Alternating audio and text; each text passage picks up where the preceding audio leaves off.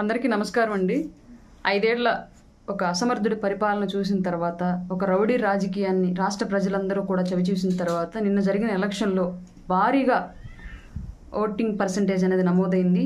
అది భారీగా కూటమికి అనుకూలంగా ఓటింగ్ పడింది అనేది దానికి నిదర్శనంగా ఇవాళ జగన్మోహన్ రెడ్డి చేయించుకున్నటువంటి సర్వేల్లో జగన్మోహన్ రెడ్డి యొక్క ఆంతరంగిక టీం ఇచ్చినటువంటి ఇన్ఫర్మేషన్తో తేటతెల్లమైంది. కాబట్టి ఈ రోజు జగన్మోహన్ రెడ్డి తట్టాబుట్ట సర్దుకోవడానికి ఆల్రెడీ లండన్కి పారిపోవడానికి ముందస్తుగానే టికెట్లకి అలాగే కోర్టుకి పర్మిషన్ కూడా పెట్టుకుని ఉన్నాడన్న విషయం మనకు ఎలక్షన్కి ముందే తెలుసు.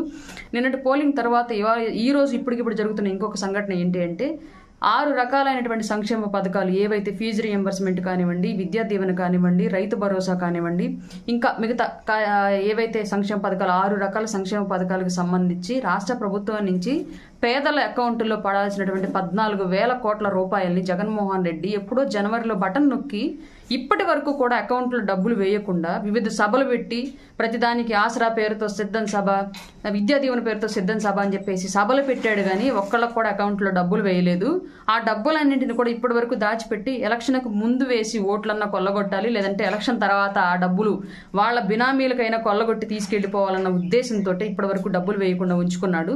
ఈ రోజు 14,000 కోట్ల రూపాయల ప్రజాధనాన్ని అతనికి సంబంధించినటువంటి బినామీలు కాంట్రాక్టర్లు ఎవరైతే చేస్తున్నారో అందరూ కూడా కాదు, రాష్ట్రంలో మళ్ళీ మిగతా చిన్న చితక కాంట్రాక్టర్లకు కాదు, కేవలం అతనికి సంబంధించినటువంటి కాంట్రాక్టర్లకు మాత్రమే ఆ 14,000 కోట్ల రూపాయలు అకౌంట్లో ట్రాన్స్ఫర్ చేసి వాళ్ళ సెటిల్మెంట్లు చేసే ప్రయత్నం చేస్తూ ఉన్నాడు. ఎందుకంటే ఓడిపోబోతున్నాడు, వన్స్ ఫ్లైట్ ఎక్కి ఎగిరిపోతే ఇంక మళ్ళీ ఇండియాకి తిరిగి రాడు. కాబట్టి అతన్ని నమ్మి పనిచేసి లేదంటే అతని వెనకాల ఉన్నటువంటి బినామీలు నష్టపోకూడదన్న ఒకే ఒక దురుద్దేశంతో ఈ డబ్బుల్ని బినామీల ఖాతాలకు ట్రాన్స్ఫర్ చేసే ప్రయత్నం చేస్తున్నాడు జగన్మోహన్ రెడ్డి. ఈ రోజు సిఎస్ అలాగే ఆర్థిక శాఖ అధికారులైనటువంటి రావత్, సత్యనారాయణ గారు కూడా నిబంధనలకు విరుద్ధంగా జగన్మోహన్ రెడ్డితో ఈరోజు మీటింగ్ పెట్టుకుని దానికి సంబంధించిన చర్చలు జరుపుతూ ఉన్నారు.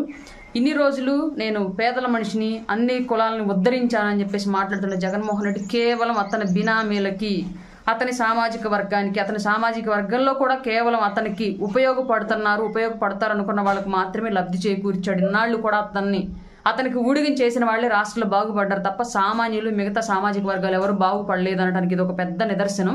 పేదలు పెత్తందారులు, నేను పేదల పక్షాన పోరాడుతున్నానని చెప్పినటువంటి జగన్మోహన్ రెడ్డి వాళ్ళ పేదల నోళ్లు కొట్టి పేదల అకౌంట్లో పడాల్సినటువంటి 14,000 కోట్ల రూపాయలని పెత్తందారుల అకౌంట్లో ట్రాన్స్ఫర్ చేయడానికి ఇప్పుడు మీటింగ్ జరుపుకుంటూ ఉన్నాడు. ఇప్పటికైనా కళ్ళు తెరిచుంటారు ప్రజలను మేము నమ్ముతున్నాము. నిన్నటి వేసిన మీ ఓటింగే దానికి ప్రధానంగా మాకు కనిపించినటువంటి నిదర్శనం.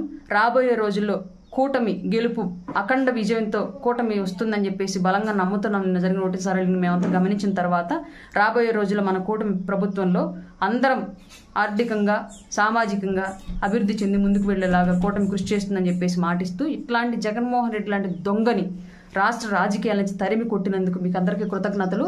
మరొక్కసారి ఇతనికి సంబంధించిన ఎవరు ఈ రాజకీయాలు అడుగు పెట్టకుండా జాగ్రత్త పడాలని చెప్పేసి అందరినీ కోరుకుంటున్నాము. జై జనసేన, జై టీడీపీ, జై బీజేపీ.